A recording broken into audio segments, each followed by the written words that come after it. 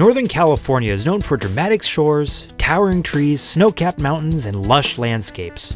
But one of the most stunning parks in the area is none other than Point Reyes National Seashore. For those lucky enough to live near San Francisco, it's only about an hour or two away. Soon enough, San Fran appeared on the horizon as we made our way across several impressive bridges. But before we could begin our adventure, we needed to make a quick detour at Land's End, one of a few parks located within the Golden Gate recreational area.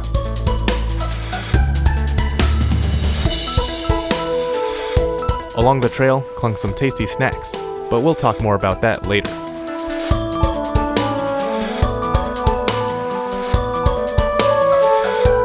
We were meeting up with a friend of Thomas's, so our time was limited, but we managed to take in the views as best we could.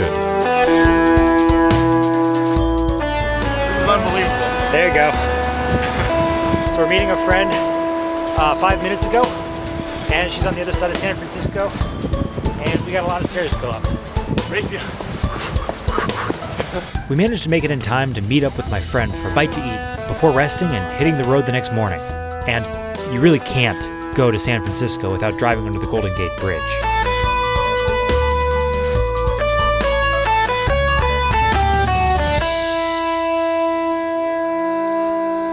And just like that, we were at the Laguna Creek parking lot.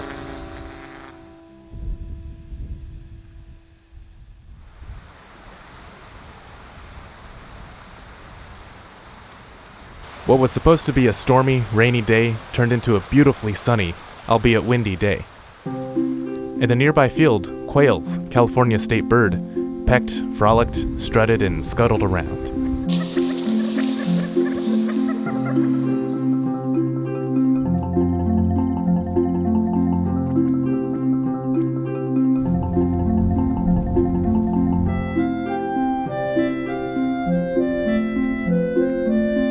As soon as we hit the trail, we actually ran into some of the local color.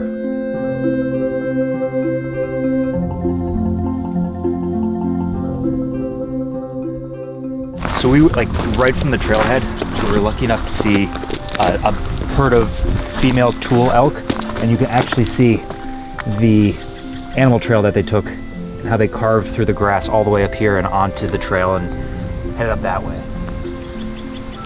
Now, one of the interesting things about the Tule elk is that they almost were hunted to extinction in the in the Central Valley of California, and now they've been brought back. And it's really funny just to see them. It's really not funny, it's incredible to see them just in a park hanging out.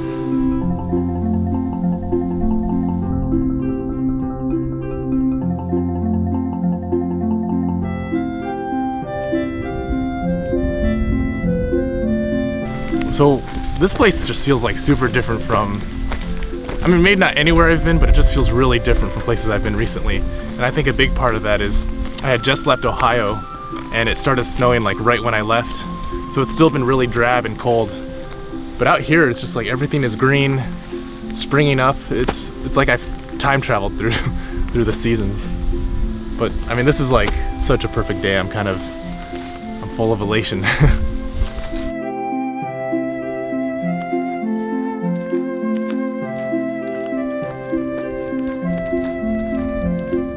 So here we've got a wildflower called a Douglas iris.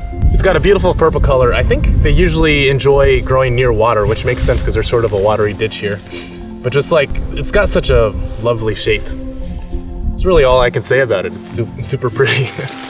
And it's Thomas's favorite color too.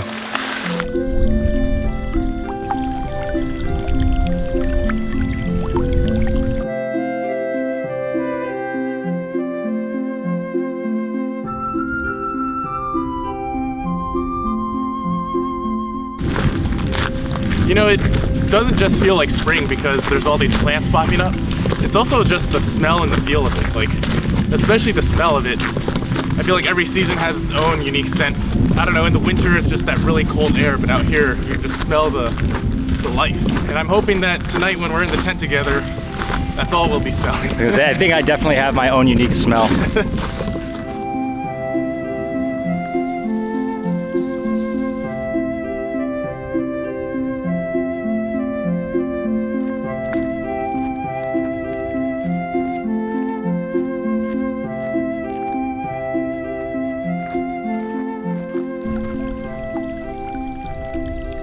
Soon enough, the landscape evolved into a pleasant marsh, where lily pads swayed with each gusty wave of water. And when there's a marsh, there's sure to be some fun plants nearby. So one of the plants that's growing in this marsh is typhus, which is the genus of cattail. And that's something we're all familiar with back in the Midwest. And you can see where there's some green shoots coming out of the old brown dried leaves. And those are new growths of the cattail. And right now would be a perfect time to pull those up and eat the tender bottom of the stalk, really. But obviously, we're not gonna pull a plant here because we're in a park and we wanna leave no trace. So I've lived in Los Angeles for 4 years, and I have actually never made it up to San Francisco or north of San Francisco. And I'm really kicking myself because this place is beautiful.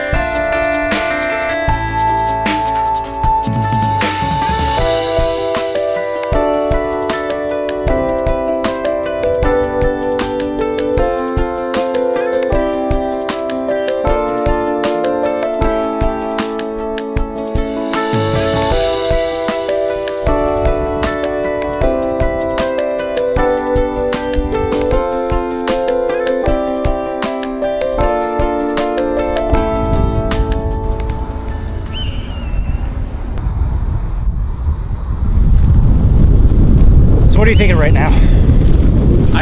My mind has just gone blank. This is like the most amazing place we've ever been. And it feels like we've just gone through like different areas. We started out in Hawaii feeling place with the green hills, and then we went to some marshes, some spring forests that reminded me of home. Now we've got hills like in Yellowstone on the left and this beautiful ocean coastline on the right. And just beaches and cliffs. It's too much. It's amazing. In the distance, a colossal eucalyptus tree stood sentry, watching the coast. Now, I'm gonna be honest. This really isn't a long hike. But also, we weren't in any rush to get to the campsite either. We carried on, getting closer to the coast campground, where we would be spending the night. Along the trail, I spotted some edible plants: elderflower, Gallium aperine, also known as cleavers, and chickweed. We headed past some other campers, where they seemed to be cooking some mouth-watering barbecue. I don't think we could have found a more isolated campsite here. I mean, we're as far back as we can go, and our nearest neighbors are just over those bushes there. We were anxious to get to the beach, so we wasted no time in setting up the tent. But not before getting a snack of our own. Pretzels and fruit gummies. That's actually my personal favorite. Well, hope we get a sandwich.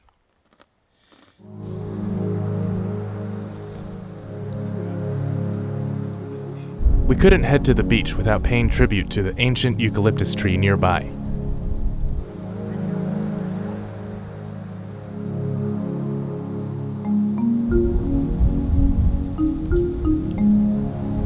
I'm not usually shy about sharing my admiration for trees, but Thomas, who tends to be a bit more stoic, seemed to be almost reverential.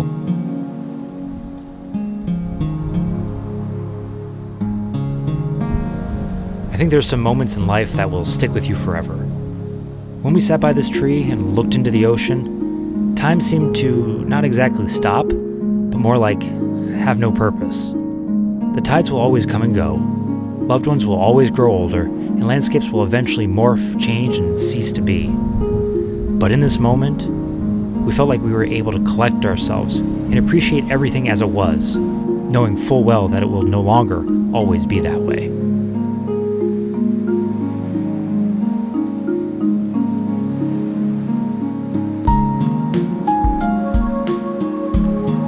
headed back on the trail and re-encountered that tasty snack from before. So this is a plant I've been wanting to see in person for a while, but it's called miner's lettuce, related to the spring beauty flower out in the Midwest. And just like that flower, it is an edible plant. They call it miner's lettuce because I assume a lot of miners used to pick at it and eat it while they were, mining. But one of the key characteristics is that it's a perfoliate plant. And what that means is that the stem runs directly through the leaf and the entire leaf surrounds the stem. And you can kind of see that down here where the flowers are poking right out of the leaf. Really cool.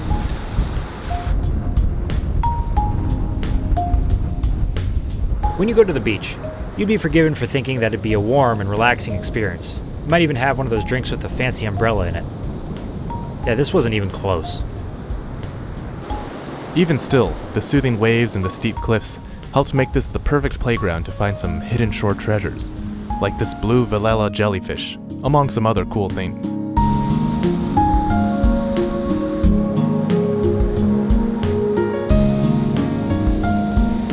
Unlike some of the beaches that run across cities like Miami or Los Angeles, this coast felt so raw and natural. Litter was almost non-existent. Birds didn't scrounge for food. With the development of beachfront properties, it's sometimes easy to forget that there are wild, untamed beaches out there, here in America. Tonight, I was going to put my fire-making skills to a new test. If you follow the rules and regulations properly, you're allowed to build your own campfire right on the beach. One of those rules requires that you collect your own driftwood on the beach, which wasn't an easy task either. The dampness added another layer of difficulty. And on top of that, our ferro rod had just snapped. Yeah, I don't know, we might just have to use the stove. It's a little unfeasible doing this with driftwood that's already kind of damp. I mean, we made feather sticks, but you can only do so much when you've got this. Even with the gas stove, getting our wood ignited was still quite a challenge, thanks to all the gusty wind. It's also so windy.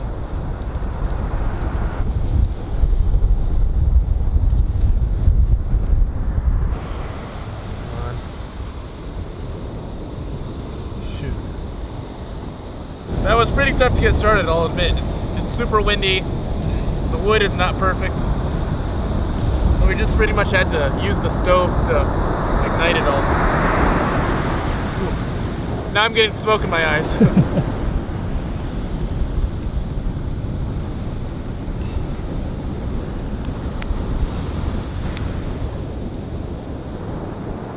With the fire now going, it was time to cook up a special beach-themed dinner tonight.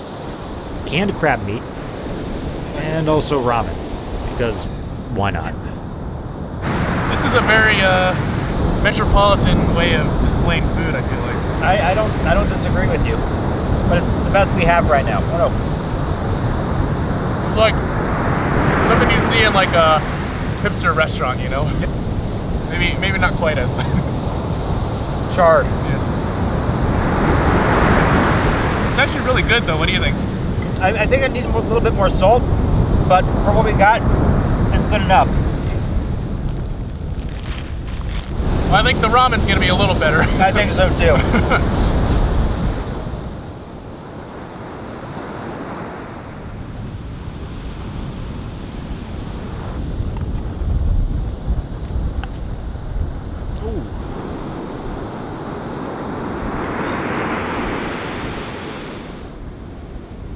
As the sun began to set, the temperature lowered even more, and it started to become downright cold. You know, it's not the most romantic of conditions or food, but the setting is undeniably idyllic. There's one word for it. I do have smoke in my eyes. I know. Most of the time. Why did the wind suddenly change direction? That's a good question. I'll go for it.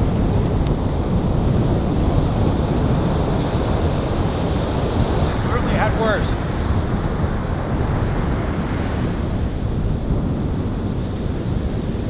That is really good. I'm extremely hungry, so that's probably part of the reason this is so good, but I mean, the crab meat mixed with the ramen is actually fantastic.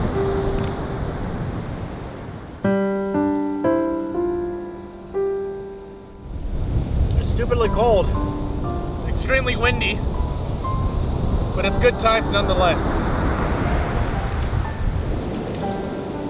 We took in the view for as long as we could, watching the clouds cruise across the sky, listening to every lap of wave clash against the shore. It was a fitting end to a damn good day.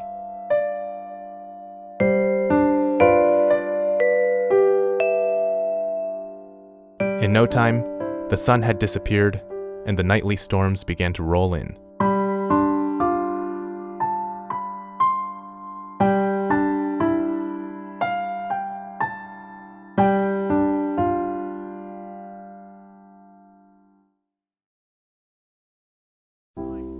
We awoke to find a few leftover raindrops clinging to the canvas of the tent. There was evidence of rain everywhere, despite the bright sunrise to the east.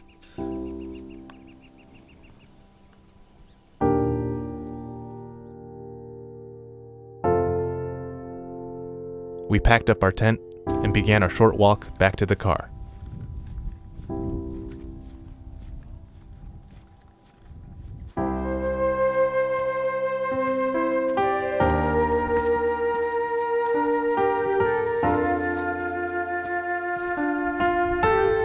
The sun warmed us up as frogs chirped all around.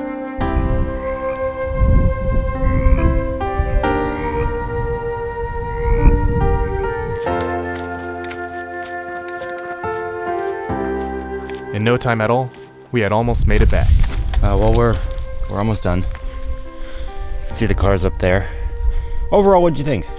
It's amazing. Like, I just keep thinking, how do you come to a place like this and not feel a little bit more enlightened, about whatever? It's just beautiful. I've been to a few beaches in California, and I gotta say, nothing's been like this. The backpacking aspect, the cliffs, the variety. The variety, great, and the solitude. Yeah. A lot of beaches in California, they're packed to the gills, and no pun intended. Mm-hmm. And this was something different. Now, what I'm a little curious about is where we're heading next. So something tells me it's gonna be a lot different than this. Oh yeah. All right. Quite a bit. All right, you ready? Yeah. Let's go. Let's do it.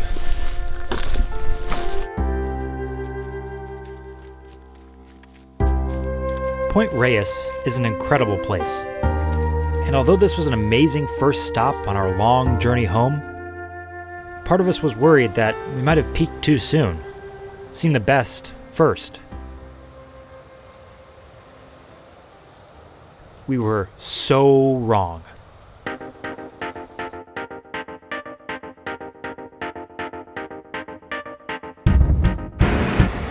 I don't know what to do here. I mean, the tires are on as best we could. We're stuck in a blizzard. I don't know what to do. We've got so many new adventures coming your way, and we're excited to share them with you. Just make sure you hit the subscribe button to get notifications when these come out. And if you really like our content, please consider joining us on Patreon. There's tons of great content on Patreon like bloopers, commentary, live chats for all members of the community. And as always, thank you so much for watching.